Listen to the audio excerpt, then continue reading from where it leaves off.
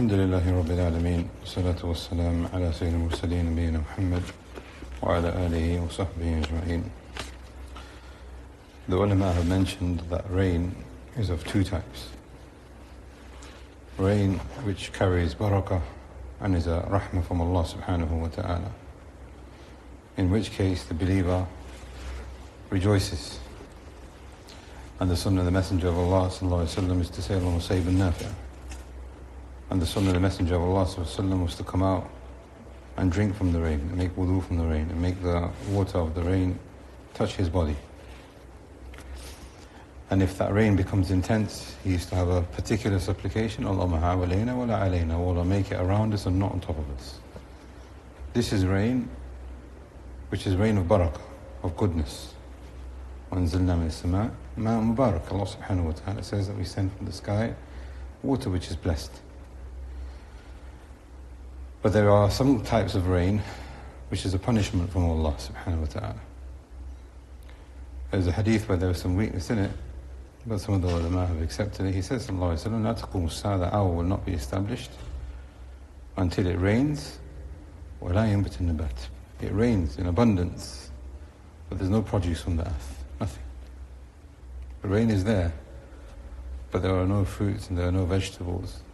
This is rain which is an adab from Allah subhanahu wa ta'ala. And even if this is weak, we have seen this in history before. Ibn Abbas radiyallahu anhuma, he said that when it rained at the time of the punishment of Nuh alayhi salam, the raindrops that came down were the size of cooking pots. That's how it fell on their heads. Therefore, there is no doubt that when we see things like this, the believer should be reminded about the power of Allah subhanahu wa ta'ala. And the attitude of the believer is to turn to worship to Allah subhanahu wa ta'ala. In a hadith which has been reported in the Sunan, Abdullah ibn Abbas, he reports that the Messenger of Allah sallallahu alayhi wa sallam said, إِذَا رَأَيْتُمْ آيَةً, if you see an ayah from Allah subhanahu wa ta'ala, a sign from Allah, something which makes you worried, eclipses, earthquakes, tornadoes, hurricanes, rain like this, فَاسْجُدُوا, then hasten to make sujood to Allah subhanahu wa ta'ala. And this is the habit of the Messenger of Allah sallallahu alayhi wa sallam. His face used to change when he used to see a cloud like this. He used to hasten to remember Allah subhanahu wa ta'ala. And in events such as eclipses and things like that, we have salawat which have been prescribed so that the believer can turn back to Allah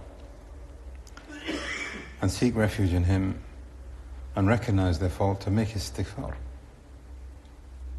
Therefore, in this there is a sign. There is nothing that happens from the qadr of Allah subhanahu wa ta'ala except that there is a hikmah.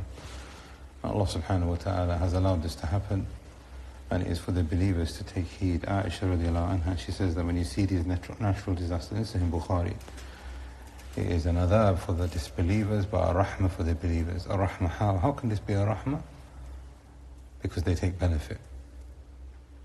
We ask Allah subhanahu wa ta'ala that He spares us from His anger, and Allah subhanahu wa ta'ala grants us tawfiq and success.